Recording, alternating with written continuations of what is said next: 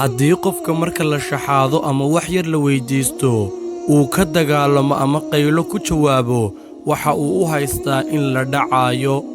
haddii qofku uu qubayska ku daaho waxaa haya kelinimo haddii qofka ay waxyaabo yaryari ka oohiyaan waa qof daacad ah oo qalbi jilicsan haddii qofku markasta uu ka cadhoodo waxyaabo yaryar wuxuu u baahan yahay jacayl haddii qofku wax yar hadlo balse uu boobsiiyo hadalkiisa waxa uu xafidaa sirta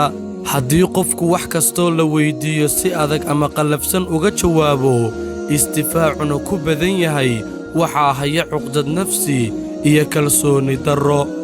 haddii qofku dadka ceebeeyo kuna raaxaysto inuu caayo waxaa haya dhibaato nafsi ah oo uu xallin waayey dadka ayuuna kula dhacayaa